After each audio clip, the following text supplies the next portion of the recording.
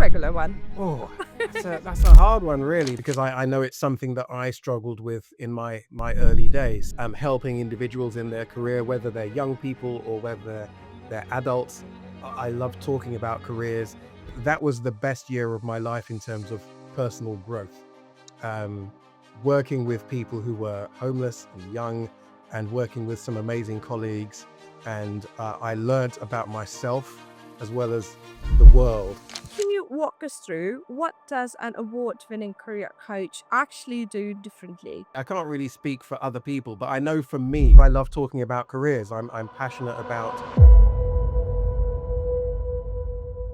Hello all, welcome to the second episode of ElevenAce podcast.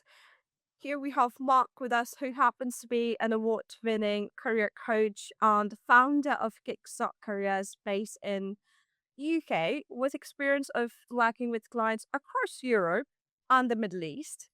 Mark has guided, I think, thousands of individuals from students to mid-career professionals towards work that does not only pay bills, but also brings genuine fulfillment. So at the time when the job market is rapidly evolving, I think roles are disappearing and changing, and the new ones are emerging, I think, faster than ever. Mark definitely stands at the intersection of clarity and change, and he's helping people navigate uncertainty with confidence, strategy, and conversation. So, in today's conversation, we'll go beyond CVs and the job titles and explore what it really takes to build a meaningful career in the modern world. Welcome, Mark. It's an absolute pleasure to have you on the ElevenAce podcast. It's a pleasure to be here. Thank you for inviting me. Mark, you've been helping people fulfill so many career goals over a period of 2 decades. But I think I will start at the very beginning. So, what was that moment that made you say, this is what I want to do with my life? I want to help people navigate their careers. What was that one moment for you? I would say it was very early on after I finished university. So when I finished university, I did some volunteering. So I went to work in a hostel for homeless young people in London. And when I left university, I didn't really know what I wanted to do. And I thought, I'll take this gap year, I'll do some volunteering, give myself more time to think. So in this hostel, which was for 16 to 24-year-olds, there used to be a careers advisor that came into the hostel every fortnight, and he would work with the young people to help them get their careers back on track. And they used to love him. They used to love seeing him, and the impact that he had on their lives was, very noticeable. And that's what got me thinking. I thought to myself, I like what he's doing. I like the impact that he's having. And I like the idea of working with young people without necessarily being a teacher, because I didn't want to be a teacher. And that's what got me thinking. So I would have conversations with him about his work.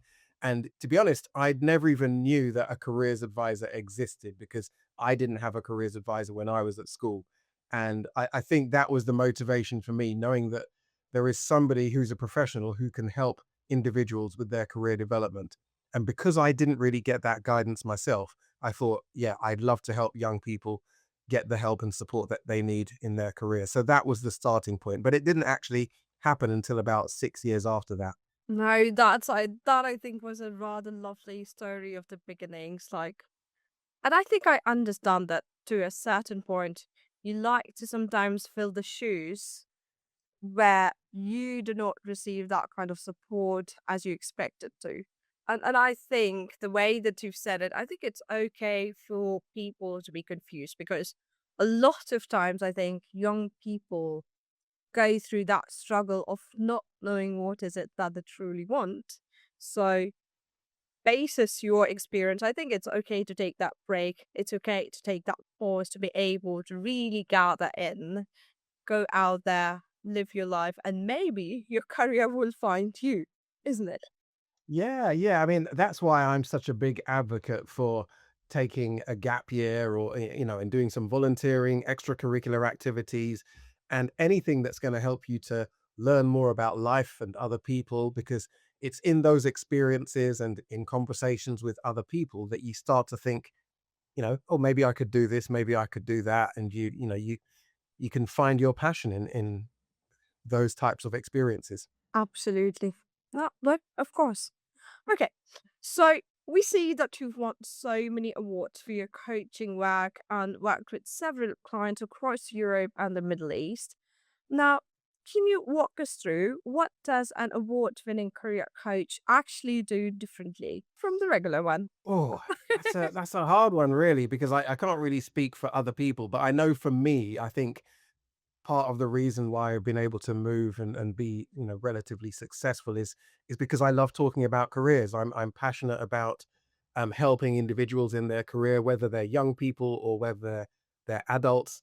I love talking about careers because I know it's something that I struggled with in my early days. So it's something that I'm passionate about, and also because I'm passionate about it, I love talking about it. I love networking, talking to other people who work within the careers world, and having those conversations. And I think perhaps that passion comes across.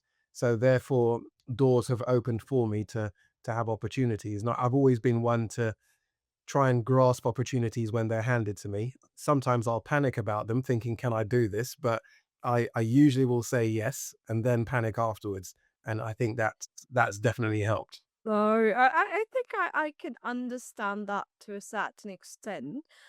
But I think what really and I think it just comes from how I've been working with students of varied age groups, and you've been coaching people of varied age groups, people who are young, who've not stepped into the job market, into the working world, and people who have fairly good experience.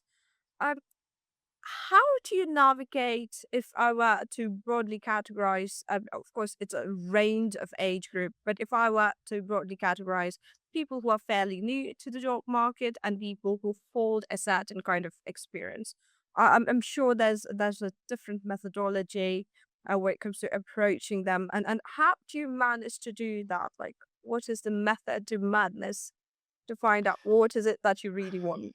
I think it's about understanding individuals' background, where they're coming from. When you're a young person, when you go to see a professional like myself and talk about careers, you're coming from a very different position than compared to somebody who's, a professional who's been working for 20 years and they've got a family at home, they've got a mortgage, and there's a lot more issues that they have to deal with, and there's a lot more responsibilities that they might have. So with the young people, it's great working with them because they're fresh and they're new, and you want to encourage them to make good decisions right at the beginning.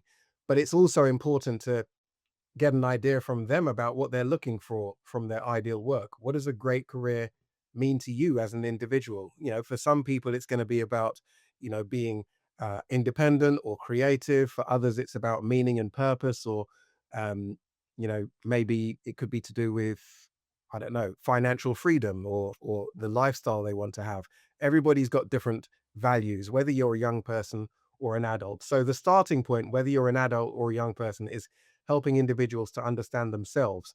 And then we use that as a foundation to helping them to um, identify their ideal career path. So you put it together, you need to understand yourself before you're able to navigate. What is it that you truly want to do, or what is it that your heart wants to navigate? Yeah, I always say that the three key questions you need to be able to answer are: who am I?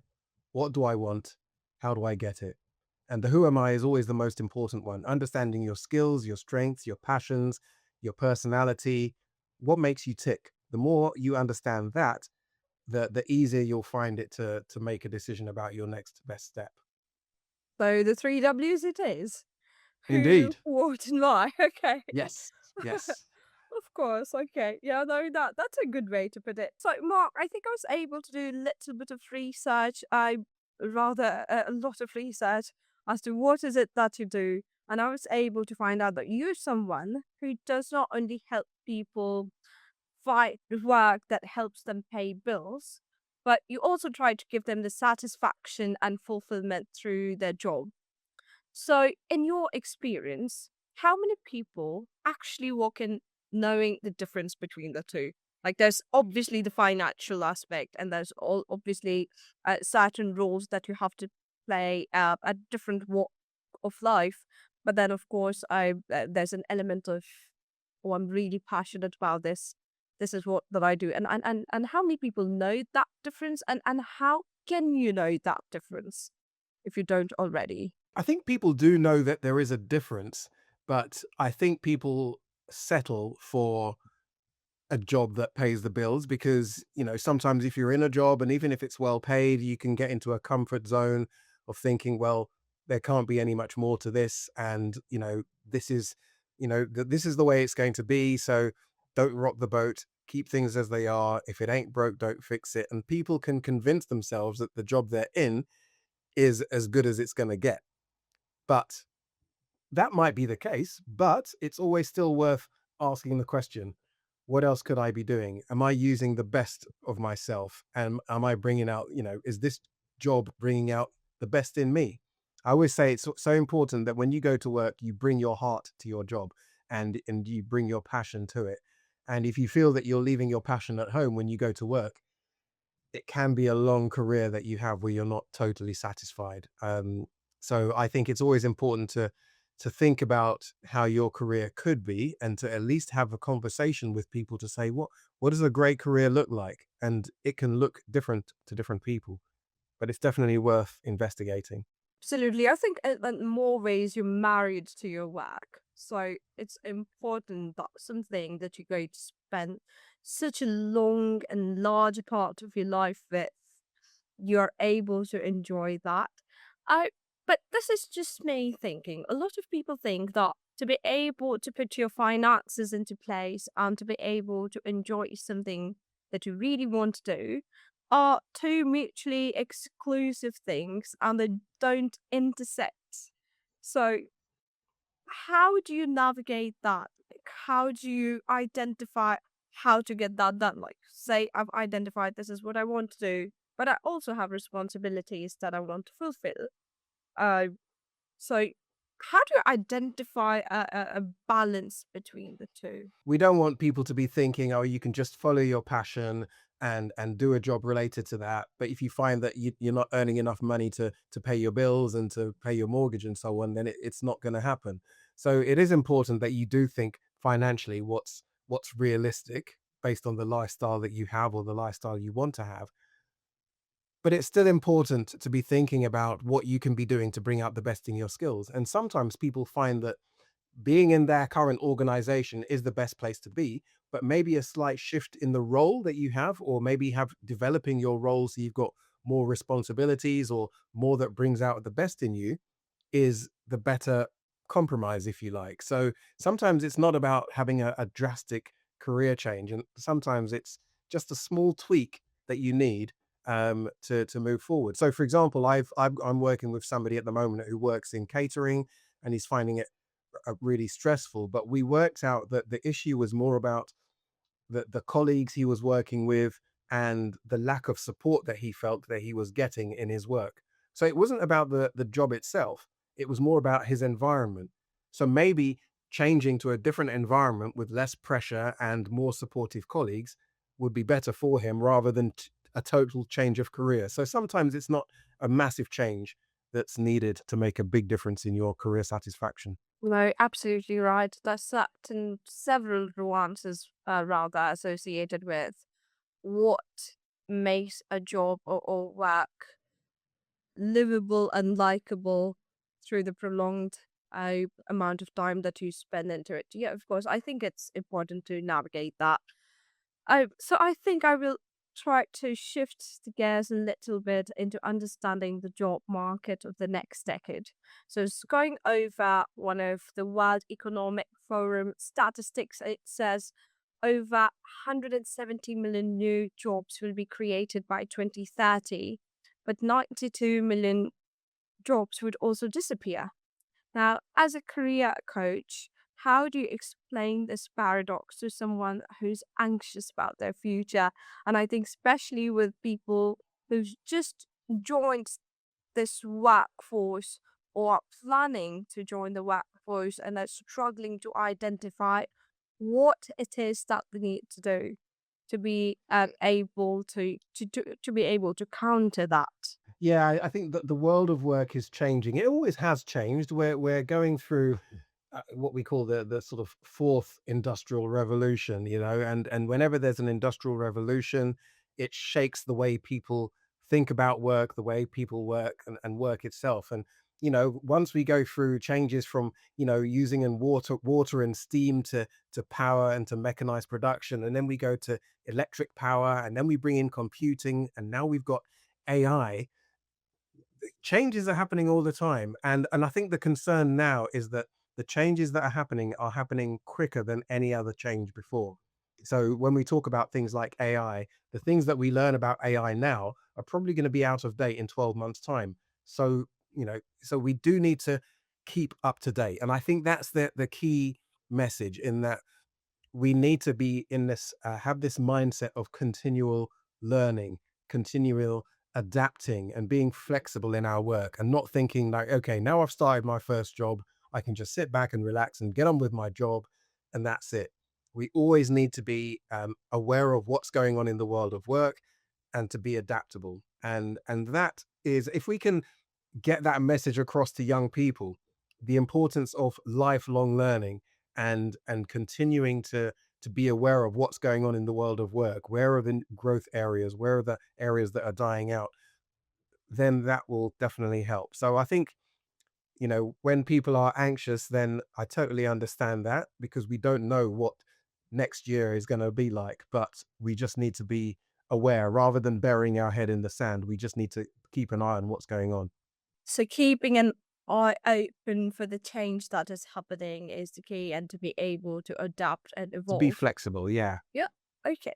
Speaking of, I think AI, robotics, green energy, care roles, like some of the job landscapes that look nothing like they were 10 years ago. Like it has evolved so much over a period of time. Like you've been talking about the change, and how change, I think, is the only constant, no matter what you talk about. So I think adaptability comes into play. But in your honest opinion, which industries do you think are the safest bets for a long term, a rewarding career when it comes to young people who are trying to get into the workforce? What is it that they should go for? Well, it's not necessarily about saying what they should go for, but it's being aware that there are certain career paths which are not going to be as impacted by AI as others yet. But I think any of the areas where people skills are required, really, good communication skills, customer care skills. So anything, teaching related, healthcare related, of course, we still need people in those roles. And that forms a core part of that type of work. There's a construction industry as well. I've got builders next door. They're not going to be replaced by AI anytime soon. So, if you're going into electrical work, plumbing, carpentry, and so on, anything like manual labor, those jobs are going to be growing. And, we're seeing even now a lot more young people are going for courses like that at college, construction courses, because they know it's not going to be impacted by AI anytime soon. So there are going to be growth areas, and not as impacted. So I think anything that requires, deep people skills, understanding of other humans, and construction, manual labor, those kind of jobs are definitely not going to be impacted anytime soon. But they still need to be jobs that people are interested in, if you're going to go down that path, rather than just doing it because it's not going to be impacted yet. Interesting. I think that's an interesting way to put what's out there. It's like people, management roles, people, anything that has to do with people, and skills, and roles that have to do around managing, working, coordinating, having conversation around people. I think those roles, like you rightly pointed out, going to say, on the labor intensive roles. Um, so okay, which makes me think about some of these jobs that we currently see are on the decline. For example, graphic designing, administrative work, something that has to do with data sciences. Those roles are almost on the verge of decline. And what do you say to someone who's knee deep into that role? How do they secure that position into the workforce? How do they develop that sense of security and permanency if that is what they've been doing and that is what they want to do? Yeah, well, I think with certain roles that are in decline, um, there's still going to be a need for humans in some aspects of that role. So even in something like graphic design, we still need graphic designers to make sense of and amend AI input. So, those kind of skills are still going to be required. So I think it's about individuals understanding how AI is impacting their kind of work and learning those AI skills that will actually enhance the work that they're doing. So rather than sitting back and thinking, well, AI is going to do this, think, oh, actually, how can I make the most of AI myself? How can I upskill so that I'm, adaptable and I'm ready for when changes are happening within my role in my industry. What other skills could you possibly be learning within your role that's going to help you to be ready for the future, ready for the what next? So I think there's always scope for people to adapt, learn new skills, and the new skills might not be massively different to what they're already doing, but it's just learning as time goes on and being willing to understand how things are changing and what kind of skills you need to know for the future. So learning new skills, integrating it with technology is one of the ways to go. I think, and I think this is just a personal question that has made me think. I So, where is the world headed? Are we heading into a space of trying to explore the diverse nature of things, or are we going towards in depth understanding of things? Of course, there are certain roles which are pretty understandable and they're predefined as to what they're already seeking. But in general, I what is it that you encourage people to do? Do you want them to, hey, you should learn this skill, that skill, and pair all of those and integrate it all together, or go knee deep into what it is that you're trying to do and become a master of it, or multi-falls, in a way that you become, I don't know, irreplaceable in some ways? Yeah, it's I that kind of question is always difficult to answer because I think it depends on the industry that you're in and the type of work that you do. Because some people will argue that it's better to have deep specialisms to get really good at what you do and to become an expert in what you do and to what they call your develop your super skills, the skills that you're good at, make them even better so that you're irreplaceable. But then other people will say it's better to have the breadth of knowledge and to learn other things and to be more flexible in your learning. So it varies. I don't know if there's a straight, easy answer to that, but I think for every individual, it's worth asking that question within my industry, within my type of work. Is it better to have that deep specialism or to have more breadth? You, as an individual, what do you most gravitate towards as a career advisor, as an individual of yourself? Um, what do you think is the need of the hour? Good question. For me personally, it's about having a deep specialism in what I do well, getting even better at it. So whether it's, public speaking or, even the art of having a career conversation with somebody, how can I develop my understanding of career theories and how can I bring them into the conversations that I have? How can I use all of the years of experience I have and be even better? I would like to think I'm a better careers advisor than I was 10 or 15 years ago.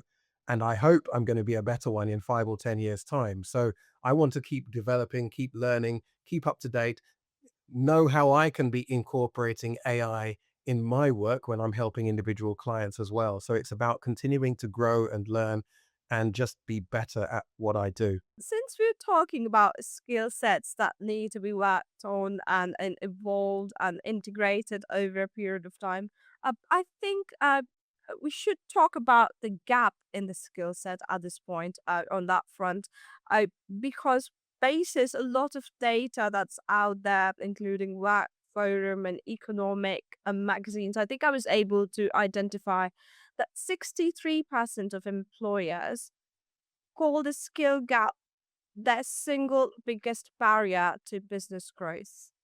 That from your vantage point, working with real people and the diverse group that you have worked with, what does the gap actually look like? And is it a technical gap, a mindset gap, or is it really something else altogether? Yeah, I think again it depends on the industry that you're in, but yeah, I do hear a lot about the skills gap and the concern that employers have about new people coming into the workforce who don't have the skills and people who are coming up to retirement, but their organizations are keeping them on because they need them to stay there and maybe mentor the newer people coming into the organization.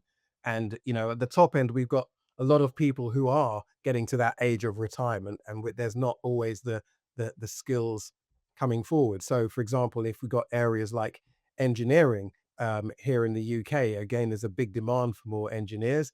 There's a lot of older engineers who are coming up to or have retired recently. So yeah, there is a skills gap, and a lot of areas are doing a lot of work to try and encourage people to go into certain industries, but also it's people who are working in those industries that need to upskill and to be adaptable. And for example, we know we're talking about AI a lot now. People who need to incorporate AI into their day-to-day work, and so often you get people who are quite stubborn and who don't want to change, and they want to stay as they are. But ultimately, these people are going to be left behind because you know progress isn't going to wait for anyone, and we need to keep up to date and continue to upskill. So I think all of us, in whatever industry we're in, we need to continue to learn and to be aware of the skills that are required both now and in the future, and to just keep up to date. And like you say, though, it's not just about the specific industry skills. It's I think it is about mindset as well. And I think we now need to be going into work, as I've said earlier on, having the attitude of being willing to take part in lifelong learning, to be adaptable, to be flexible, and to keep being aware of what the changes are within the organization, within the industry, keep networking, keep talking to people. Like I said, we can't now bury our head in the sand and just get on with our work. We need to be aware of what's going on and to be adaptable. So that's really important. Absolutely. And I think it becomes an even larger challenge when it comes to employers or the big businesses because a massive amount of the data collected suggests that if the world's workforce, and I quote, 100 people, 59 of them would need retaining by 2030. Now, that is almost an impossible number. So how do we do that? Or how do we train that gap of the skill set? Or where do we even begin as employers? I think a good starting point for people in my type of role is to make sure that young people going into the workforce know what to expect. They know that they need to learn and continue to learn. What they've learned at university or at school is a foundation, and that's all it is, because the things that you will need to learn will be new things, and you need to embrace all of those changes and have an attitude where you're continually learning and finding out more and keeping up to date. But it is a challenge, but I think it's not worth panicking about it, but it's just important to be aware of what the gap is, and for employers to make sure that they're training their staff to bridge that gap.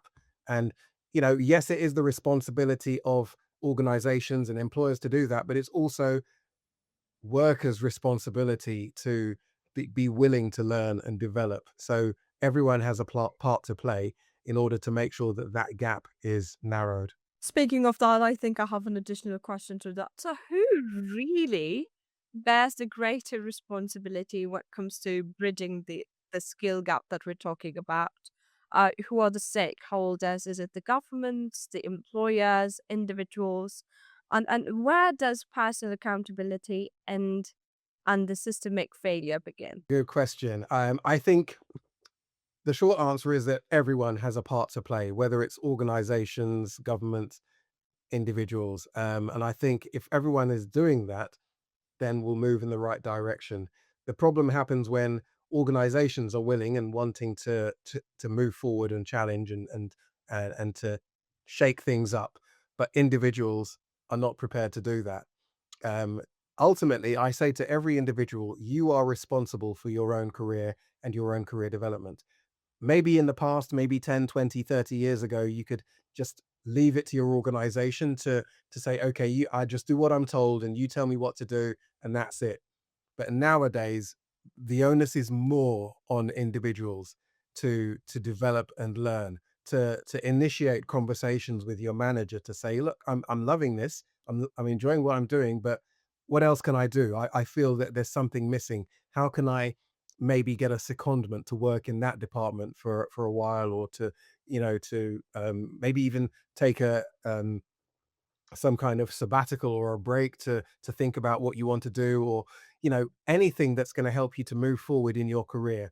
It's really a two-way thing, initiating conversations with your manager and managers being willing to have those conversations, because managers sometimes can get quite protective and defensive over their staff, and they want to keep their staff because they know they're doing a great job.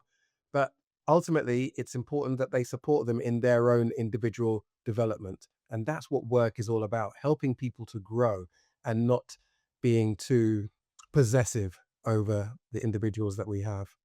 Definitely, that I think is something to think about for both individuals and employers on certain levels.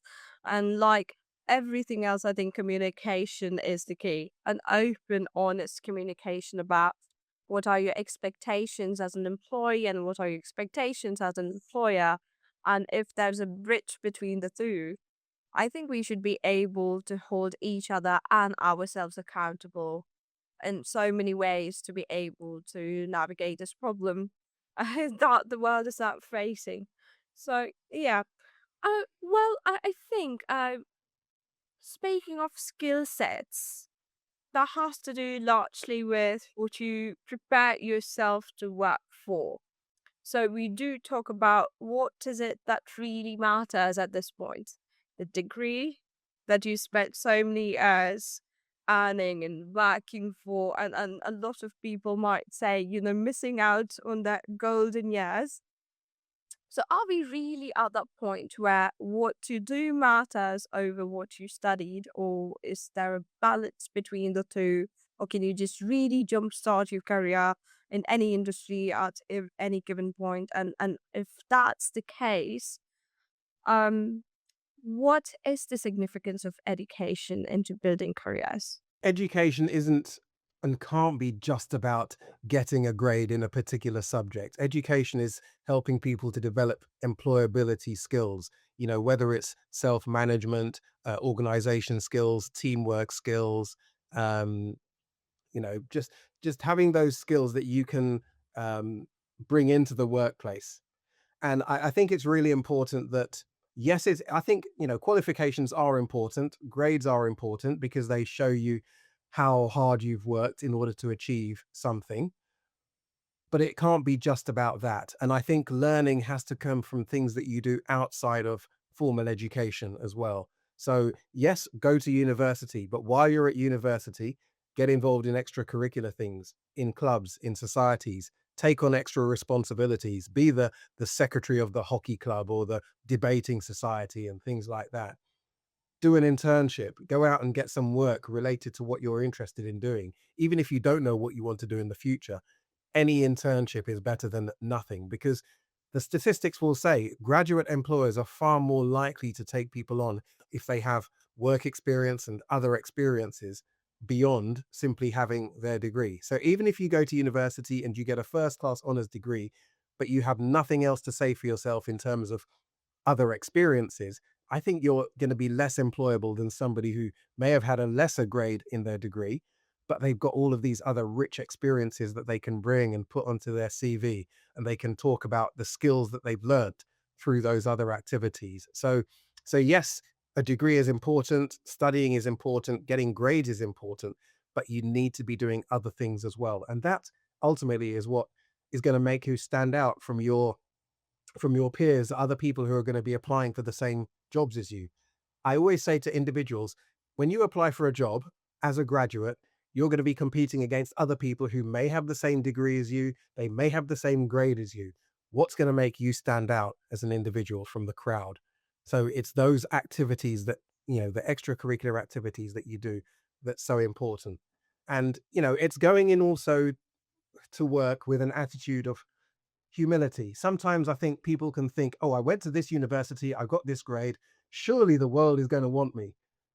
But you've got to bring more to the table. And I think it's really important that you have that, not an entitled attitude, but a humble attitude that says, yes, I have this degree, but I know I've got so much to learn. And I want to use this career and this job as a platform for growing as an individual, as well as helping the organization to grow.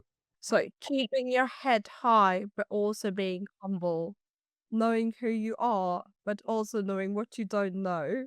Yeah, I could have just said that. It would have been a lot shorter. So Yeah, no, these are some of the pointers that I'm gathering, and I think it becomes really important for educators and people who are in education industry like myself, and even parents who are listening into this conversation, that what we need today is not simply someone who's into the books or someone who's constantly networking. We need people who are jack of all trades and probably master of some.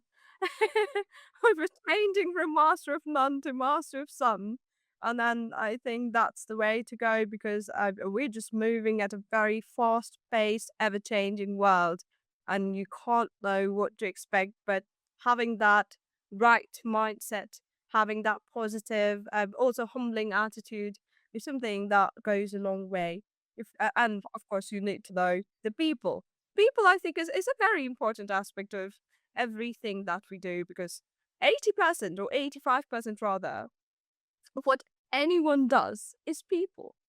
People, interaction, coordination, management, building, thinking, organizing. And then I think it's 15 to 20% of your skills, like your core skills that come into effect. yeah, well, I don't know if you're familiar with it's a guy called Harvey Coleman. He had this theory. It's called the pie theory, y- where if you're talking about career development and moving ahead in your career, it's about performance, image, and exposure. So your performance is you doing the job, how good you are at that particular job. And then you've got your image. It's what other people, your other colleagues and stakeholders think about you. And then it's exposure. How many people know what you're actually doing and know the contribution that you bring? And the startling thing is that 10% of success, only 10% is down to performance, 30% is down to your image, and 60% is about your exposure. So it's really important that every individual thinks about their career brand, who they are in work, what's your reputation, what would people say about you when you're not in the room. But it's also a big thing is about your exposure, connecting with people, talking to people about what you're doing, bringing people in to help, sharing your experiences, maybe, sending messages out to your colleagues to tell them what you're working on. Those are the things where people will actually know who you are, what you're doing, and the contribution that you're bringing. You can't be in work and just bury your head in the sand, get on with your work, and expect to progress in your career. You need to have that image. You need to, pour out, make people aware of your image. And it's all about exposure as well. Yeah. So buy is the way to go, isn't it? Yes, definitely. Yeah, okay. And since we're talking about people, I think I was able to find something rather interesting that you use psychometric assessments in your ways of dealing with your clients. So, how can a test really tell someone something about themselves that they don't already know? And does that actually change anything? Do you think that makes a difference as to how people think and how they envision things after taking that test, and how does that help an individual and you collectively explore their journey? Yeah, I think a psychometric test can help individuals it will help them to confirm what they already know about themselves, but it puts it together into a package where you think, actually, yeah, these are my strengths compared to other people. How can I use that? How can I leverage that to make the most of myself and to put myself forward when I'm going for jobs, to understand the kind of job that I can go for. So with the psychometric test that I use in the schools, the Moresby assessment, it looks at your strengths, your aptitudes, what you're naturally good at, and it also looks at your interests, it looks at your personality, and then it brings it all together. And then it will suggest courses that might be of interest. It will also suggest jobs that might appeal. And it's just a foundation that we use for a discussion. It won't tell you everything. And when you do a psychometric test, it should always be followed up with a conversation with a careers advisor who can help you to interpret what it says. Um, Even if there's something that you might disagree with, we have a discussion about that and say, okay, why do you think it came up with that? What would you say about yourself that you think the test is wrong about? But I think the key thing is it's not a test, it's just an assessment. So it's not looking at how good you are, it's looking at it really prizes out your strengths. So I think that the best one of the key things about it and the one of the best things about the assessment is that it will give you encouragement. It can boost your confidence to know where your strengths are. Because sometimes, in schools don't always bring out the best in individuals, particularly if you're more practically minded.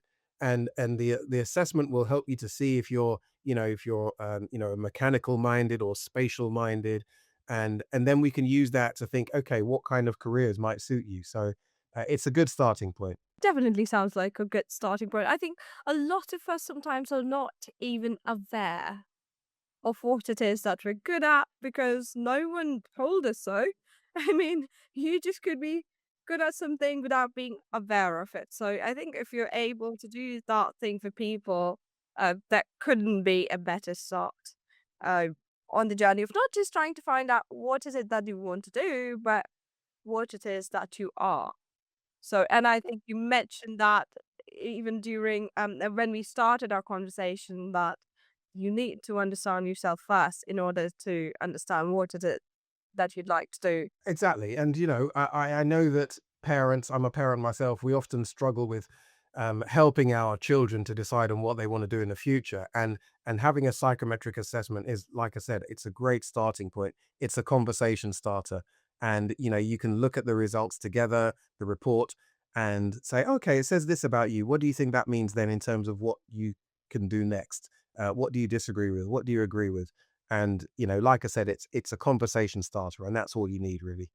Me personally, as the academic head at ElevenAce, I'd like to have some of those. I would like to take one of those assessments myself, if you're open to it, and probably have a few students. I mean, not the younger ones, but probably someone who's in their GCSE years or their if they're or the A levels. I think we can target some of those students and we can collaboratively because to me, I am just experiencing those stars in my head, shooting stars in my head, glowing bits in my head, and I really would want to see for myself first, and probably then I integrate things in a way that helps students. Would you be? Yeah, it's really good. I think if you're going to talk to young people about it, it helps if you've done the assessment yourself, so you know what to go through.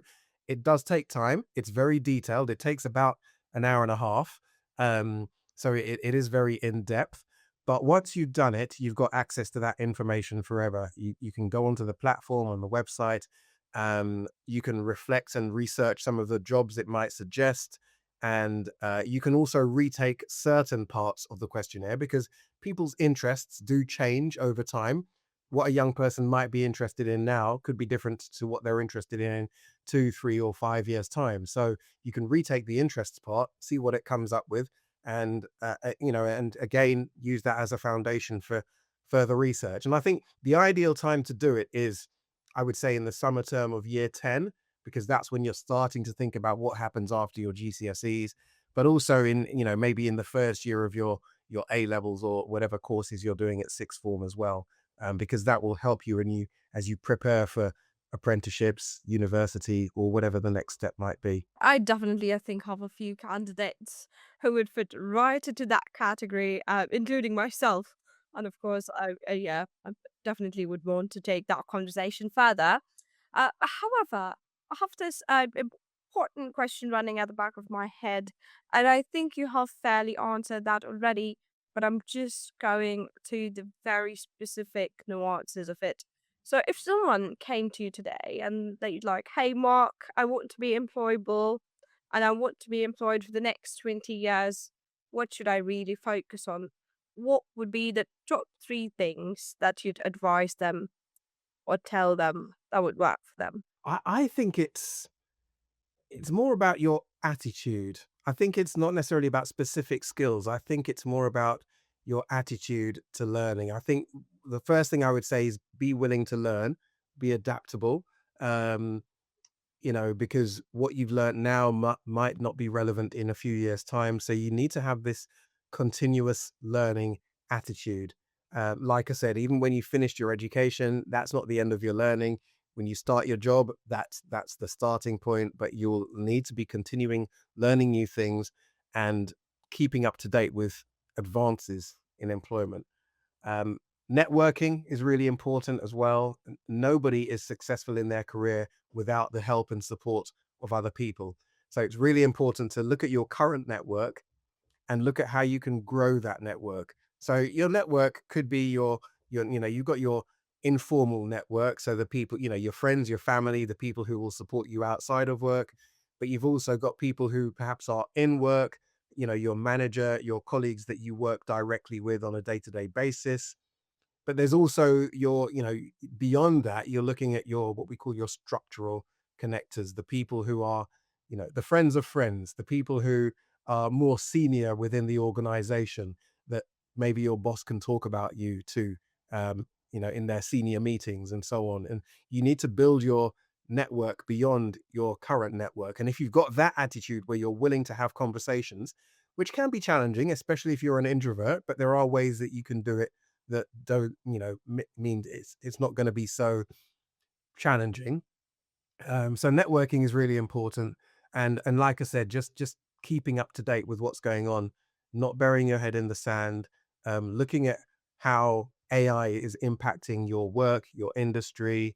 One of the key questions I tell young people to ask professionals now is, what's the impact of AI on you know, accounting, on law, on, whatever the industry, whatever the job might be. What are the skills that are going to be needed in the future for this particular job role, this particular industry? What do I need to be doing to stay on top of the game? So I think being willing to learn, keeping up to date, and networking are really important.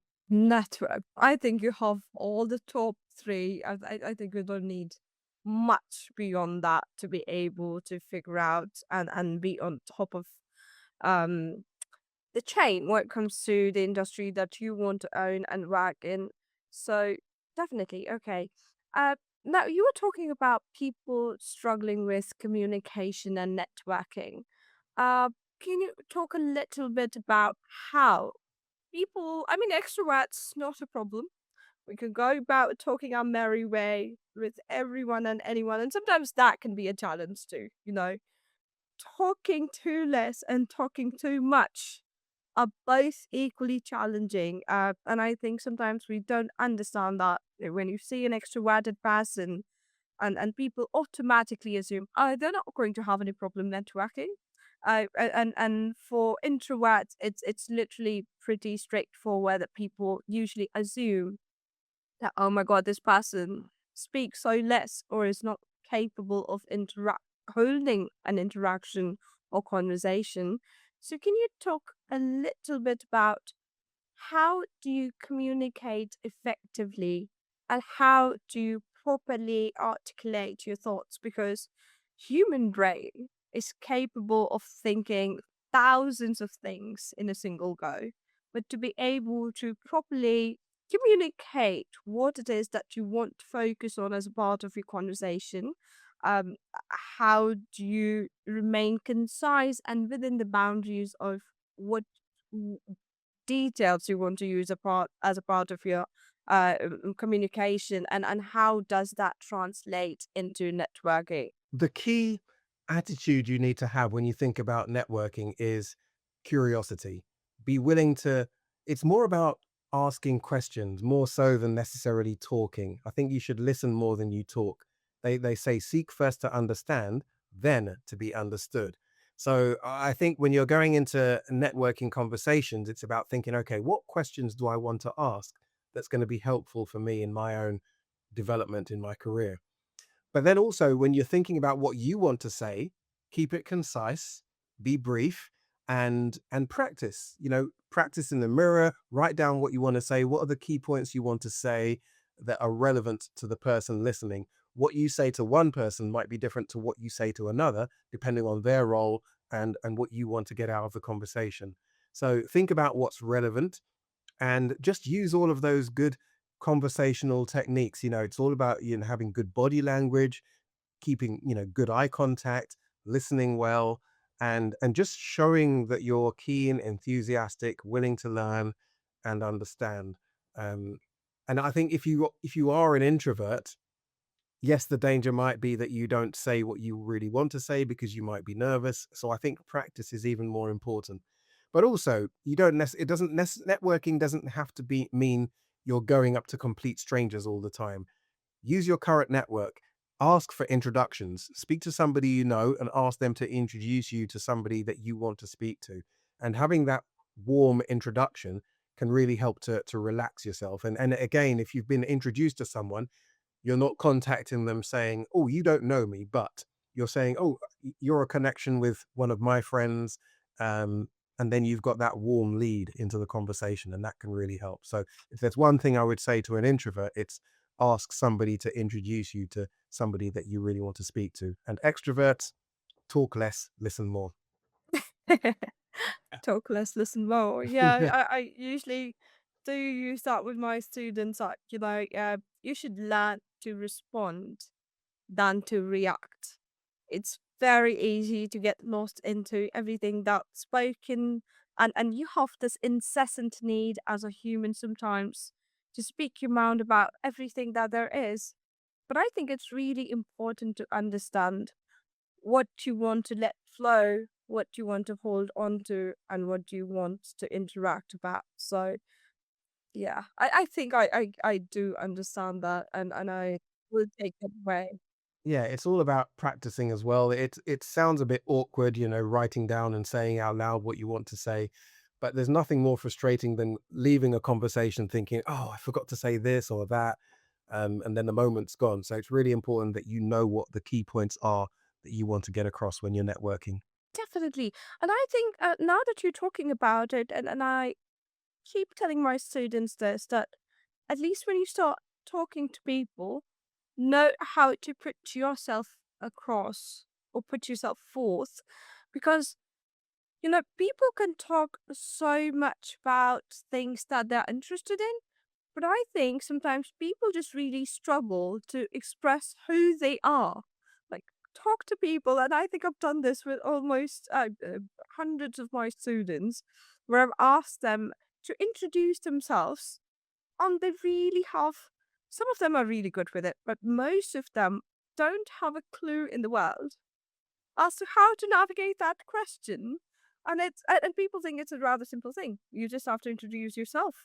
But how do you do that? Do you have any suggestions? I think we have a lot of young people and the parents listening in, and I think having that word of advice from you can definitely benefit people as to how to introduce yourself. I think it's like I said, it's about practice. It's thinking about what are the key things you want to say. Think about something that you can say about yourself that's unique, something that's not everybody else is going to say. Um, and it is about practicing because we're not used to talking about ourselves. We don't necessarily want to big ourselves up as well. We don't want to talk about our strengths, our qualities. But it's so important that we get used to doing that again in a way that's humble, getting across that you're continuing to you want to learn more, but talk about things that you've done in the past that you've been successful at or other people say you've been successful at. And don't be too shy about talking about your strengths, because if you don't talk about them, then no one else is going to big you up for you, especially when you go for job interviews and you're trying to get a job compared to other people who are going for the same job. So it's an important thing to do, but it can be done in a way that's humble rather than, showing off. Yeah, no, of course. I mean, head on your shoulder, but at the same time, know where to draw a line and come back to your reality and be accepting and humble about it. So, no, definitely. Yeah, I agree with that. Um, and since we're talking about so many human aspects, I think I'd like to touch base on the fact that a lot of research is very evidently shows that resilience, adaptability, and agility are now the number one, two, and three differentiators between growing and declining careers. So, how do you actually teach someone these skills? How do you teach someone resilience or adaptability or agility? Is that truly a skill, or is that just a trait that you're born with and you can't develop over time? Because a lot of people come and tell me that. They're like, oh, I'm just not this person. How do I do that? For some people, it just comes natural. For others, it's something that they've had to do because of their own life experiences. Sometimes you develop resilience because you go through experiences in life that are not in your control. Whether it's family issues, your parents get divorced or whatever it might be. And, a lot of people that I talk to have had some really tough things that they've had to experience in their lives. And when you reflect on it, you encourage them by saying, you're really resilient. You've had these experiences and you've come through it. Um, but other people maybe they might be more inclined to give up more than others. But I think it definitely is something that can be developed in individuals. For some, it's easier than others. But I think if you can encourage people, you can get people to a point where they realize that when you help them to identify their goals, let's say their career goals, and they realize it's their attitude that's holding them back, nothing else, then at least you've got something to work with. Because the key question you ask them is your attitude holding you back from what you want to achieve? And if they say yes and they want to then work on it, then you've got something to work with. And then it's not about suddenly becoming a resilient person overnight.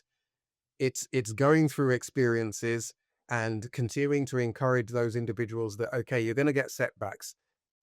How are you going to deal with it? What are you going to say to yourself? So, for example, if you're going for lots of jobs and you keep getting rejected, or you don't get past the interview, or you don't even get an interview, it's about knowing what you're going to say to yourself if rejection happens. What are you going to say that's going to encourage you to keep going? Because sometimes we go through the experience, we get the negative experience, and then we get things all out of proportion. We start talking about ourselves negatively. But if you know what you're going to say, I'm going to say, look, I got a no then, but I know I have qualities. I know I have abilities. Um, if I had an interview, at least they thought that I was worth having an interview. So that's something you can hold on to. So it's just trying to pick out the positives in a bad situation and using that. But it's not easy. But is it that, ultimately there's no alternative to being resilient. You either give up or you keep going. What are you going to choose? Picking yourself up and keep going. Yeah. Yeah, it's not easy, but it's so important, and everybody needs to develop that trait of resilience if we're going to be successful in our careers, because nothing is ever straightforward. And if you look at, another thing, if you talk to or if you look at anybody that's successful, they have had to deal with setbacks. Nobody is successful and it's been an easy path. So it's about learning from them. Get inspiration, whether it's from books that you read, people who can be inspirations to you, even movies that you've watched in the past where people have gone from, you know, zero to hero, if you like, and be inspired by these people who, have had to endure really tough situations, but they've come through it. Speaking of movies, I'm reminded of Pursuit of Happiness. Oh my God. Oh, yes. See, that's one of my favorites. That is one of my favorites because you watch the guy and you think, how bad could things get? But he kept going.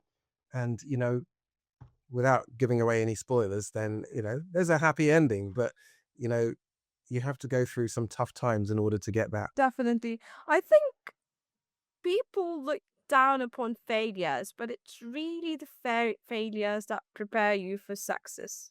You can't really be successful without going through that experience, that setback, that challenge, that overwhelming feeling of, oh, would I be able to make it?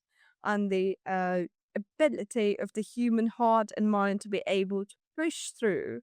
I think that prepares you for the things that you never thought that you'd be able to get or achieve. But also it's important that you've got the right people around you, because you need your career supporters. You need people who are going to encourage you to keep going. They know your qualities, and they can encourage you. If you're around people who are negative, that's going to have such a an impact on you. So choose your friends and your contacts carefully. Be surrounded by people who are encouraging, not to tell you, not people who are going to tell you what you want to hear. People who are often going to give you some home truths, but people who they have your best interests at heart and they want to see you succeed. So make sure you're sticking around with those kind of people. Oh, certainly, I agree with that. And as goes saying, you literally are the average of the five people that you surround yourself with. So it is, I think, one of the most important investments to have. If you choose the right kind of people in your life, I think you can pull through anything and everything. So Indeed. Yes, we're on the right page, girl. Yes, I like what you're saying.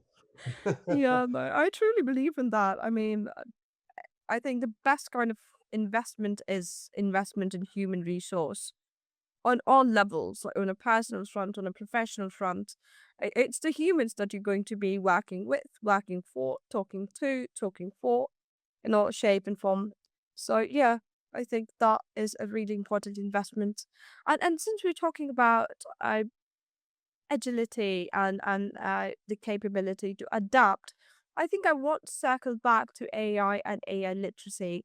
I, you know, nowadays you would often hear people say, "Oh, this is just a basic skill now. You need to know AI and how to integrate to work with AI and all of those things." But most people still see AI as a threat. So they see it as, "Oh my God, AI is taking up everything." How do you change that thought? How do you target that mindset and how do you shift it positively to going from AI being a threat to AI being a friend? Yeah, I think it's important to speak to people who have really embraced AI and are using it to their benefit. And if you're in the workplace and you've got a colleague who's using it in their work, just have a conversation with them. Because if you realize the benefit that AI can have in your day-to-day work, it's a real game changer. So it could be something simple that you're doing that maybe takes you half an hour, and if you use AI, it will take you 5 or 10 minutes, and that's going to make such a difference, and it will make you come away and think, wow, this is amazing. So I think it's about understanding the benefits, and we're all fearful of things that we don't know much about. So it really is about you're just playing around with it. Listen to some of the AI tools that are being used, particularly things that could benefit you. Maybe talk to people who are using it and find out how it can benefit you. And some of the things that we can use AI for can really be transformative in terms of the way we do our work. So it's really about getting that understanding and not being too scared of it, but just being curious about it and seeing how it can help you. No, most certainly. And of course, there's a lot of conversation around technical skills, but I don't think we talk so much about, as much as we should, about the human skills. So, empathy, active listening, leadership, human connection, and we did talk about networking at a great length. They're also some of the fastest growing elements that a lot of industries bank on. So, is it possible to turn your humanity into a career strategy? Because what I often see, especially with individuals who are high on empathy, they see it as a challenge and not as a gift that they can bank on when it comes to developing their career. Especially now, you have things to distract you, demotivate you. There are things out there which are so accessible, who are influencing things that are very influential in so many ways, and that makes you think, oh, okay, I'm an empathetic person, but do I even want to be this? And is this going to come in handy with any roles in the real world, in the workforce? And if that is true, what are those things? Yeah, I think it's really important that we don't neglect those aspects of our character that come natural to us and we think, oh, this could be a hindrance in my work. I think it's really important to leverage those qualities, empathy, understanding, listening, all those kind of qualities, because ultimately people buy people, not necessarily the skills that they have. It's important that I mentioned earlier on the importance of your personal brand. So your brand is really about thinking about not what you do, but how you do it. What's the attitude that you're bringing to the work that you do? How are you showing up in work? When you're in meetings, when you're not there in your team, what will people miss about you? Those are the things to really take advantage of and make the most of, because that tells you that you're unique and you've got qualities that people remember you for. What you need to be doing is thinking of how you can make the most of that. Maybe it might be about changing roles so you can use those qualities more. Maybe it's not about being in I don't know, a sales role, which is might be a bit more cutthroat. But maybe you might think, oh, well, maybe I'm a different type of salesperson because I do have empathy and I can really understand where people are coming from. So I think it's important to not neglect those qualities, but to make the most of them. Yes, sometimes those qualities might not be best served in particular tasks that you might do in a particular role. Sometimes you might need to be, um, what's the word? A bit more forthright and, a bit more cutthroat in what you do. And maybe you're not then naturally that type of person. But it's still important to make the most of who you are, because if you are in a job and you feel that you need to be something else to be successful, you need to ask a question: Are you in the right type of role? I think that is an internal struggle that is growing slowly. I think much faster than it used to before, because the cool trends out in the world, like, you have to just speak forthright, you have to be upfront, you have to be the person does not take anything from anyone. So those kind of things are becoming really, really trend setting aspects of human perception, I feel. And if that's the case, how do people who are not able to be very and I'm using this word almost in a negative connotation. I'm not saying being forthright is a bad thing, it's a rather good thing. But then in what capacity and to what extent is the question. So a lot of people are like, okay, I have to be this, otherwise I'm probably uh, setting myself up for failure because I'm not able to call people off. I'm not able to do this. I'm not able to do that. So, how do you find that balance? How do you do that? It's not easy, but I think however you feel you need to be in your work, always think about how it makes you feel. um, how draining is it using that particular quality? One of my previous jobs, I was a salesperson. I used to sell advertising space for a community magazine, and I absolutely hated going up to businesses, encouraging them to buy advertising space, because that wasn't me, and I was using qualities that I didn't have, but I felt I needed to use those qualities. And who I was got me so far, but I know that I could have been more successful if I was more, not pushy, but more salesy, more of a business focus rather than being, empathetic. So if you realize that you're using skills and it's really draining you and you dread using them, then you need to try and think about what you can do that might be more suited to your skills and qualities. But it is a balancing act. Sometimes we all need to do things in our job that we don't totally feel comfortable with.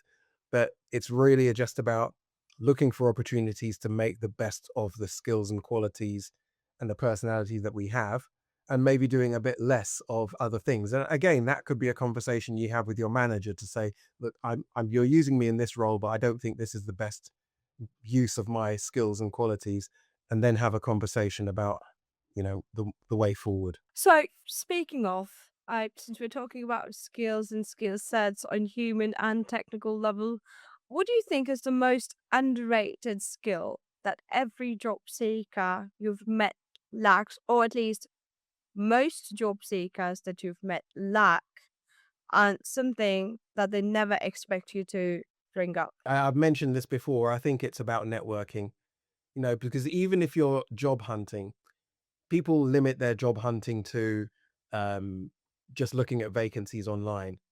But really, it's about taking the approach that might seem a bit longer, but can be more beneficial. So it's reaching out to speak to people.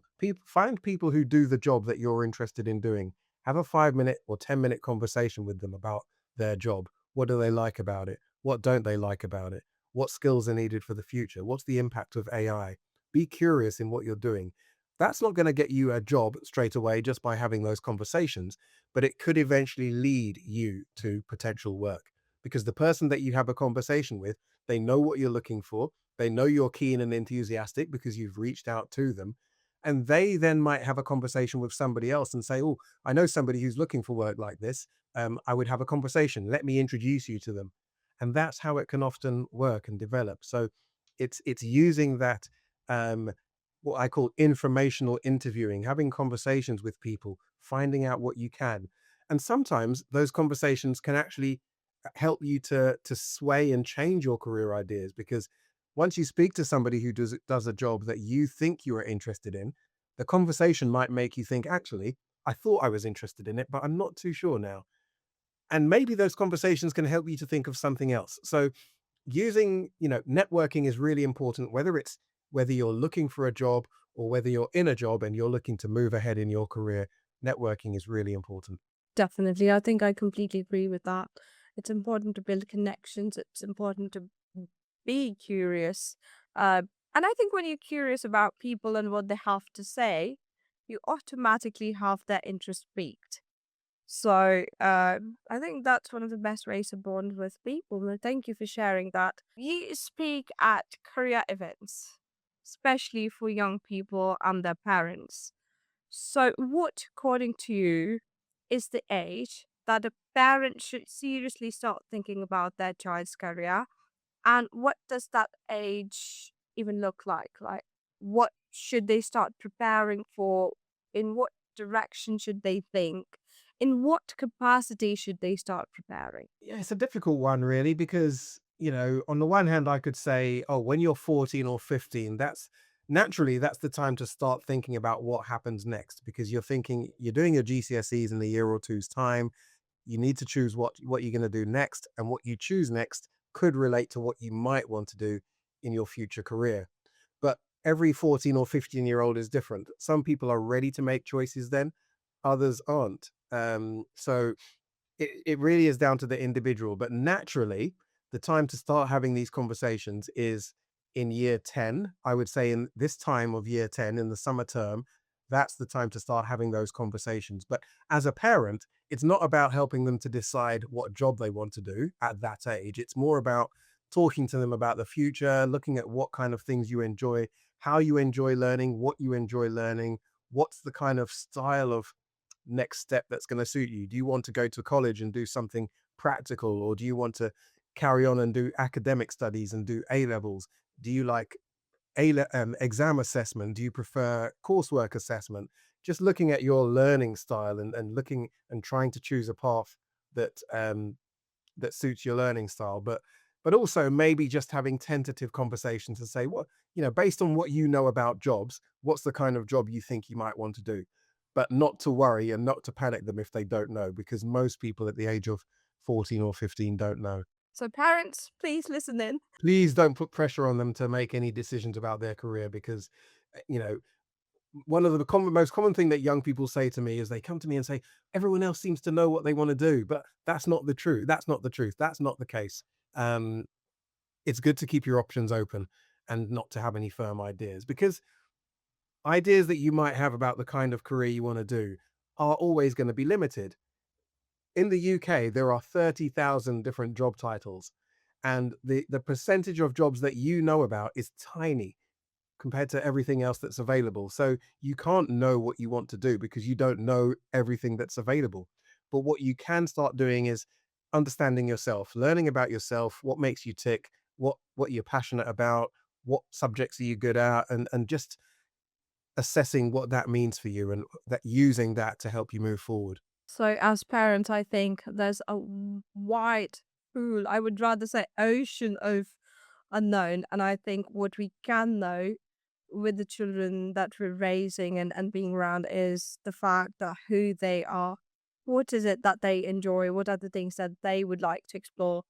Builds their personality, help them understand themselves rather, because I don't think it's very easy for someone as young in their teen years to be able to figure out who people are. And sometimes they need that little bit of push and a little bit of nudge from their parents to be able to understand that true self, and it's yet ever evolving. So it's not that it comes to a confinement anytime soon. People still keep navigating and exploring things about themselves until much later. I would say, to the point that you're alive, I think you still have at least something or the other to figure out, and you can't really say for sure that you have it all figured out. Do you feel that way? Yeah. Yeah, yeah. I mean, I don't have it all figured out myself. We're all still learning and developing, but I think allowing people to grow at the pace that's right for them, your children, that's so important. But there are some good questions that you can ask your children to help them think about careers, because I always say that career satisfaction, yes, you want to do something where you're earning lots of money so you can buy a house and a car and so on in the future. But ultimately, satisfaction comes from doing something where you feel you're making a positive difference in some way. And that's where you get that sense of fulfillment in work. So the kind of questions you can ask your children and we can ask ourselves are questions like, what do you care about enough to want to make a difference in your future work? What problems do you want to help solve in your future work? Or in what way do you want to make people's lives easier or better through the work you do? And those are the kind of questions that are not easy to answer, but they're the ones that, you can go away and think about and, reflect on your life and the experiences that you've had in your life and think, what do you care about? In the same way that I experienced or didn't experience any careers advice, and that persuaded me and that really encouraged me to go down this path so other young people don't have the same struggles that I did. But what is it for you as an individual? What's the thing that you care about? It might be about climate action, reducing poverty or hunger, quality education, peace, justice, inequalities, whatever it might be. Think about the things you care about. And then you can start to think about the kind of jobs you can do that might relate to that thing that you care about. Most certainly, most certainly. I think it's important to have parents at least sow that seed into the young minds, so they have the years and the time ahead of themselves to truly navigate that aspect of who they want to be, what brings them joy, what is that factor that they would like to associate themselves with to move towards the journey of fulfillment and not just financial freedom. Yeah, definitely. I see a lot of parents push their children towards safe careers. Something that has to do with medicine, law, engineering, and in today's world that is being reshaped by so much AI and automation and new technology. Is there really a concept of safe careers or safety in careers anymore? That's difficult to say, really. I think the whole concept of job security is it's kind of a dying value, really, because nobody's totally safe in their job. Like I've said earlier on, we all need to keep on learning and developing. So once you're an engineer or a lawyer or an accountant, you still need to keep on learning if you're going to stay ahead of the game and be relevant. So I suppose there are certain industries and jobs that are safe for the future. Of course, we all need doctors and nurses and engineers in the future, but those roles themselves could look quite different, with technology and so on. So it is about asking those questions. How is this job going to look in the future? What skills do I need to learn and develop to be relevant in that? And, keep an eye on different types of degrees that are cropping up now, because now we have AI. If, for example, you're interested in computer science, I'm sure there's going to be more degree titles called artificial intelligence and, you know, robotics and so on, things that are needed for the future. So it's important to understand what the necessary skills are, and hopefully, um, higher education, further education are going to respond to the way the world is developing, and encouraging people to learn the skills that are going to be necessary. But it's also important to recognize you can't push people towards a career because it's a growing career. It still needs to be right for that individual. Definitely. And I think while we are helping the kids navigate different future ready skill sets, it's also important for us to kind of help them develop those human skill sets that uh, resilience that we were talking about, a little bit of discipline, a little bit of empathy, a little bit of nurturing those human traits and skills that go a long way. So you can't know everything at every point in time, but if your child bears those traits in career those things as they move along in their journey, I think it becomes easier for them to navigate the unknown and the ever changing world, isn't it? Yeah, definitely. Yeah, I agree. Yeah. And I think I experienced this a lot with the GCSE years. Sometimes students in their pre GCSE or GCSE years, they're not very uh enthusiastic about talking about what line of career they want to go in, and their parents were really worried about that kids. They're like, oh my god, that child has not even figured it out at this point, and they're kind of reluctant to even have that conversation. The kids are even reluctant to have that conversation, and that, I think, kind of adds to the fear that parents already have. So how can parents reshape or restructure that conversation into understanding what it is that their child may be interested in? I think it goes back to what I was saying earlier on about the kind of questions that you can ask your children that don't seem too intrusive, or they're not going to start an argument or anything like that. It's really about getting them to think without necessarily thinking about careers. So, like I said, when you're asking questions like, if you could solve any problem in the world, what would it be? I always like to encourage young people to see themselves as a superhero. Imagine they've descended on Earth and they've got a specific superpower, and then there's problems in the earth, and their role is to help solve one of those problems. What's the kind of problem you want to help solve? Like I said, it could be about, healthcare. It could be about education. It could be about climate action, or peace and justice, inequalities, things like that. What's the problem you want to help solve? So I think if you can just have those fun, informal conversations with your children, a good place to have conversations is in the car.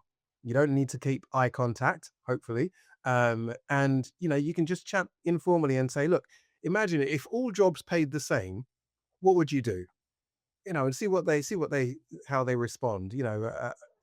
Those kind of questions are good conversation starters without being, what do you want to do in the future? You need to have a job idea. So just try and prize out what kind of things they're interested in, what they're passionate about, what they would do each and every day if all jobs paid the same. No, I think that's a very smart way to navigate something which can become overwhelming for a child as young as 13, 14, 15. Anyone in their teen matters, even in their 20s at that matters. So I think that is certainly a takeaway for me, and should be a takeaway for parents who are listening in.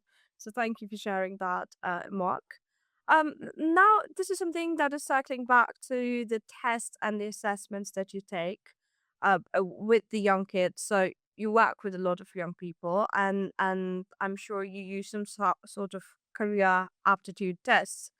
Now, when a child's result points towards something that the parents are not expecting, how do you navigate that room, or what does that interaction look like?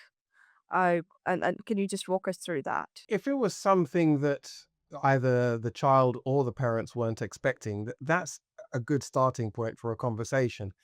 I would explain why it may have come up with that suggestion. So maybe if it's related to their because the job suggestions will always relate to their aptitudes, their strengths.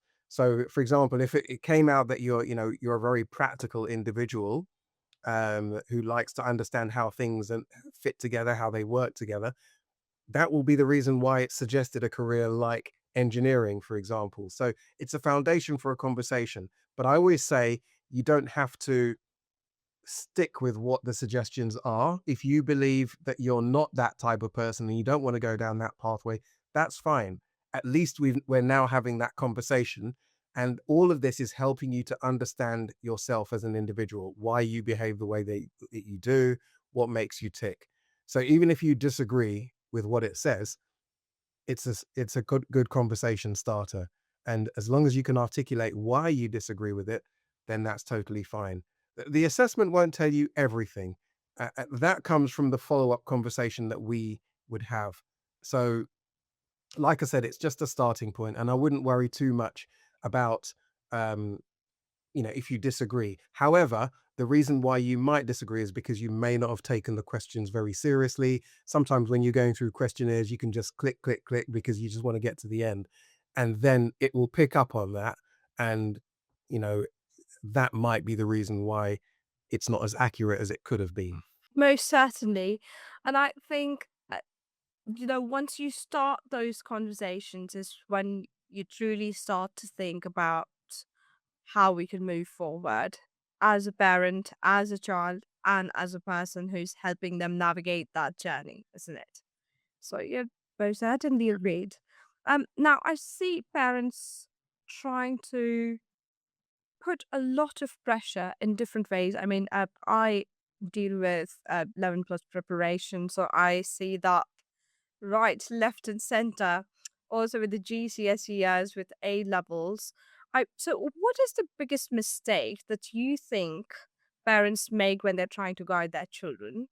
And of course, parents do have the best intentions at their heart. So having said that, what are some of the big threes, the big three errors that they do make, and you as a career advisor would advise them to refrain from it? I think it's really important to try to avoid coming up with job suggestions. Yes, I know you may be well meaning in your suggestions, but like I said earlier on, there are 30,000 jobs that exist in the UK. We, you as parents, don't know about all of those jobs. And the ideal job for your child might be something you or I know nothing about. But also, because things are changing so much in the world of work, there are jobs that exist today that won't exist in 5 or 10 years' time. The job your child could be doing in 5 years or 10 years' time may not even exist yet. So it's really important to keep an open mind and not to try and get fixated on a job, going for this job as an accountant, as an engineer, or whatever it might be. But understand what your skills are. And it's important to look at jobs within the sector rather than just homing in on one job. So if you're interested in healthcare because you like the idea of helping people to be physically or mentally well, you don't just have to be a doctor. It doesn't have to be a nurse, but there could be other things. You could be a speech therapist or a psychologist or a paramedic or whatever it might be. So there's lots of jobs within each sector. So it's important to investigate the range of jobs within the sectors and then using that to at least understand the subjects that you might need to take if you want to keep that career path open. So if you know that you're really interested in healthcare, then yes, you're going to be thinking about taking science A levels, for example. If you know you might want to be an engineer, make sure you're taking maths and physics A levels because that will give you more options moving forward. But be open. You don't have to follow the path that you initially wanted. Focus on subjects that you enjoy, things that you enjoy doing. So yeah, I would definitely say don't get into the temptation of trying to suggest job ideas. Just be aware of the kind of strengths they have and helping them to assess those and choosing pathways that are going to be right for them. You asked for three. I can't think of any others. But I think that would be the biggest. I think that sums it all up because you're talking about understanding your kids, their strengths, trying to understand what does the future of the job market look like, and trying to give them those opportunities to explore and understand if that's what they truly want to do. So I think that's more than 3 points. Thank you for putting it in a way that no one point covers it all. You're So welcome. okay. So, Mark, you've had such an enormous and I think fulfilling experience in so many ways. And I'm sure you've worked with so many people who are at a stage where things are getting redundant. There's a career burnout, there are major life transitions. What does career courage actually look like in practice? And can anyone really find it? Like, how do you understand that? Career courage is about holding on to the fact, not the opinion, but the fact that you are unique. You have a range of skills and qualities and abilities that nobody else has and nobody else ever will. And that's factually true because, there's never been an individual like you. Even if you're a twin, you have your individual characteristics. So, there's never been anyone like you in the past, there never will be in the future. There's a reason for that because you are here to bring your unique qualities to the world in order to benefit the world. It's not just about you benefiting yourself. So I think being courageous in your career is about understanding your uniqueness. The question is, how are you going to use that in a career to benefit others? And that's what being courageous is all about. And it's holding on to that, not feeling that you need to adapt and be something that you're not, but it's holding on to who you are and bringing that into the work you do. That makes all sense. It definitely does. I mean, you can't really pretend to be something that you're not, isn't it? For too long at least. So understanding who you are, what are the skills that you can bank on, the two put together and then solve a problem at length, and that kind of fulfillment I think goes a very long way. So no, that's really bank on the money. So I definitely agree with that. Definitely makes sense to me. Uh, so speaking on those lines, if you could send one message to every mid-career professional who have given up on their given up finding on the work that they really want to pursue or have been wanting to pursue or they loved at any point in time, what would that be? Find somebody who enjoys their job and have a conversation with them. Because the more people that you can speak to who enjoy what they're doing, even if it's not something that you want to do as an individual, that can give you the encouragement to know that great jobs are possible. It is possible to enjoy what you do and the contribution that you can make as an individual. So the starting point is often just being inspired by other people. So yeah, go and speak to somebody who enjoys their job. You might have to look quite hard because a lot of people don't enjoy what they do, but these people do exist. If you can't find one, speak to me because I love what I do. So yeah, I think that's really important. Definitely. So people, if you're listening in, go on, contact Mark. I think if you really are frustrated with what you're doing right now, and if you want to take a step in the right direction, I think having that initial conversation as to how you can further explore that journey would be the right thing to do. So, yep. Okay, all right. Now I understand you've had a very, I think, and I keep circling back to it because I can't wrap my head around the fact as to what that journey would look like because I'm trying to do something very similar while I work with the kids. It's not exactly what you do, but it's in close proximity where you're trying to shape careers, where you're trying to shape future, and it's very fulfilling. So I'm looking at you. I'm almost trying to imagine myself a few years down the line as to what life would look like. So having been in this industry, what has changed most fundamentally about how people relate to their careers, their expectations, their fears, their ambitions, all of those put together? What has changed the most? I think I'm not sure if it's been in the past 20 years. Maybe it's been a lot longer than that. Maybe it's going back to previous generations. But I think one of the key things that's changed is that people wanted to have a job that gives them satisfaction. In the past, people would, my parents' generation, you would just go to work, get on with your work. You wouldn't question your boss. You wouldn't ask for, more responsibilities. You wouldn't be necessarily looking for satisfaction because you just thought work was work and you worked in order to live, to pay the bills and so on. But now people are recognizing that, you're going to be working when you leave education, you'll be working for about 50 years. It makes sense to do something that you're going to enjoy. You're going to be spending more time in the workplace. Like you said, you're married to your job in a way. You'll be spending more time in the workplace than you will with your own family. So it makes sense to do something that gives you satisfaction, something where you feel you can make a real contribution. So I think that's one of the key things. People's expectations have changed.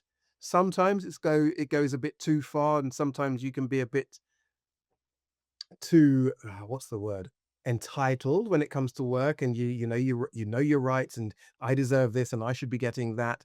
But ultimately, people expect more from their career, and they want to develop in their career, they want to bring out their skills and so on, and that's really encouraging to hear. um but at the same time, you still do have people who want to settle into the monotony, if you like, of their job. They just want to be able to go to work and get on with it. But ultimately, if you want to move ahead in your career, you do need to be more proactive, and you need to be having those conversations with your managers, and and doing what you can to advance your career. So I think expectations about work have changed in recent years. Yeah, I think it has. Even I can say that, even though I've not been in this industry for very long. I've not been in the job environment for too long myself, but I am able to see so many changes pre-COVID and post-COVID. I think there have been so many changes when it comes to the way people work, the way people approach work. People have started to think so much on the lines of work-life balance after the pandemic hit everyone. And I think a lot of people have had that realization of, oh, work is a part of your life. It cannot truly be only your life. And I think for some people, it has been the other way around. Yeah, I think as well, the other change is that there are more generations in the workplace now, because you've got people who are, you don't retire when men don't retire when they're 65 anymore. They're working into their 70s and beyond. And the same with women as well. So you might have in a large organization people who are in their 70s, and you might have a 16-year-old who started their apprenticeship there, and you've got all of the challenges of all the different generations and their attitudes and working together. So that's another big change, that we're working for a lot longer. So therefore, we're looking for um, greater satisfaction, because we're going to be working into our 70s perhaps. So I'm approached by a lot more people who are perhaps in their 50s, who are they've been doing a job for a certain number of years, but now they want to do something different that just really brings them into retirement, but something that gives them satisfaction as well. So that's another change. I think that has become much easier now, changing careers. I mean, I don't think it has ever been this easy before, because your degree is not everything, your experience is not everything. If you're able to get the job right, I think you would be able to make that shift. I'm not saying it's very easy, but I don't think it's been easier. It hasn't been any easier that it is right now. It's definitely possible. It's not easy, but it can be done. And uh, one of my previous clients, she was a head teacher or deputy head teacher in a primary school, and she's in her 50s now, and she's training to be a lawyer. So you know that kind of change is rare, but it definitely is possible if you're willing, and if you've got the finances to be able to go through the training. It definitely is possible, and you can bring so much experience to that role because of your previous experience. So yeah. Definitely the experience, the diversity, whatnot.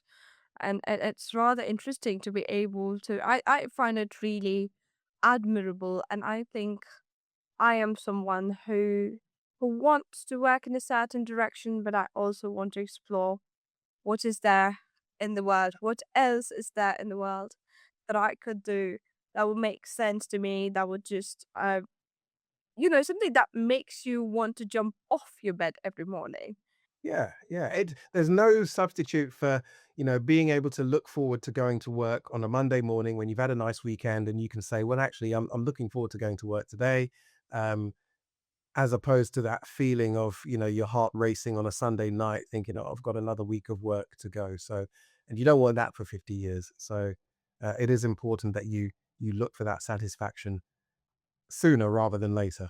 Since we're talking about people, I think this one is a recommendation question or answer from you rather to the people who are watching.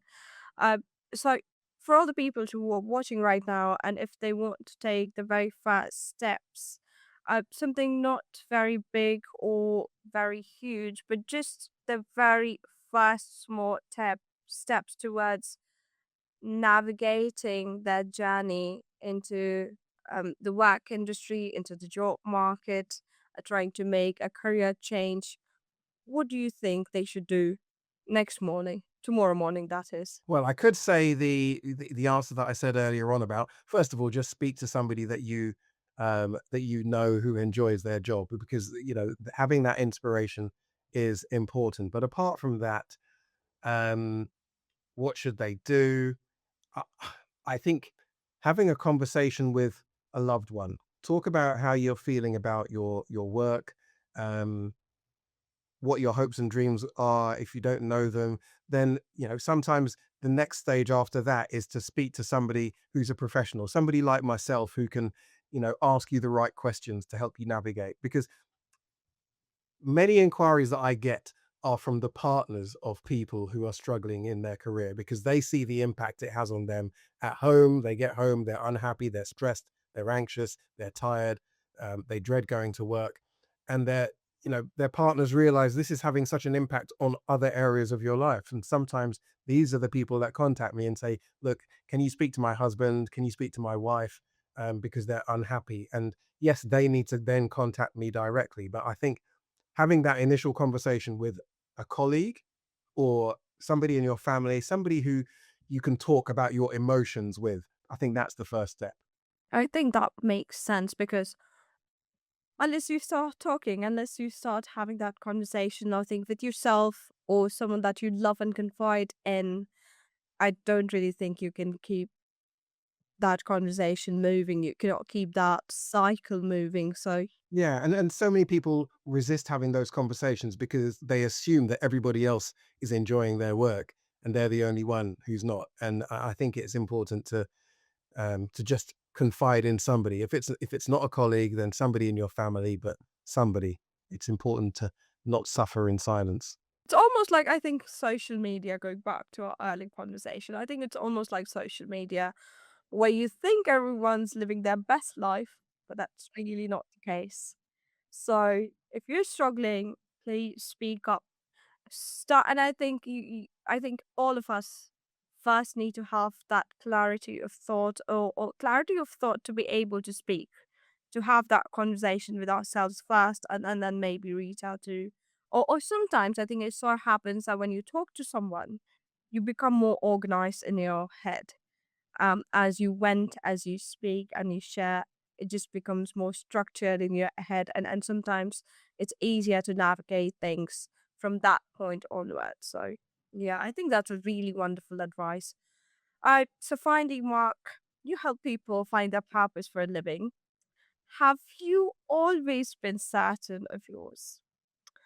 Or was there a point in time when you felt like, oh, I need a career coach for myself and I think I need to shift careers? Yours was a rather interesting start, rather meaningful and interesting. But then have you at any point in time felt like it?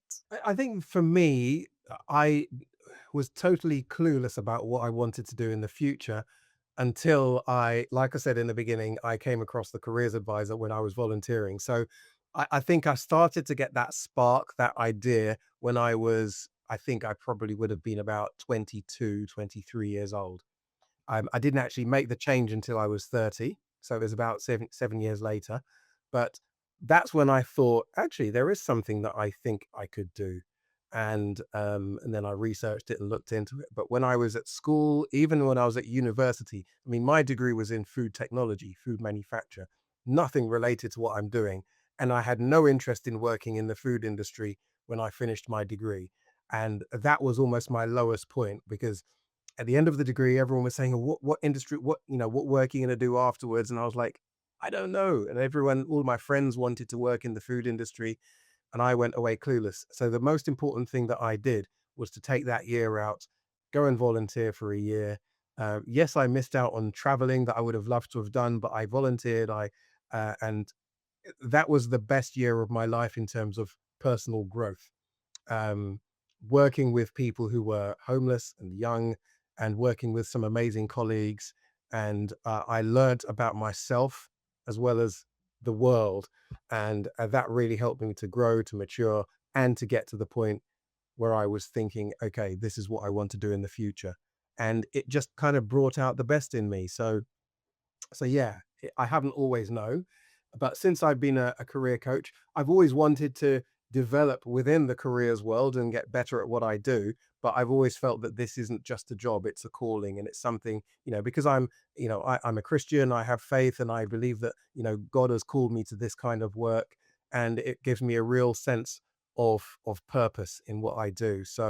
Um, so yeah, I love what I do, and I can't imagine doing anything different. But if things might change in 5 or 10 years' time, who knows? So we'll see.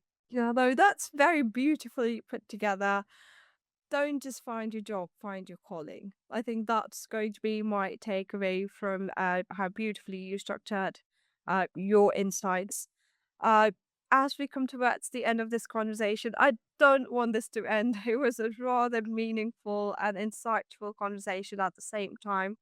I think my takeaways, and I think something that a lot of people who are watching us would also agree with, uh, is the key insights from everything that we talked about would be, knowing yourself, understanding the ever changing nature of the world around you, both on a personal and a professional level, as because that's what makes you understand what it is that you truly want, what are the strict skill sets that you need, and how you'd be able to navigate your journey onward.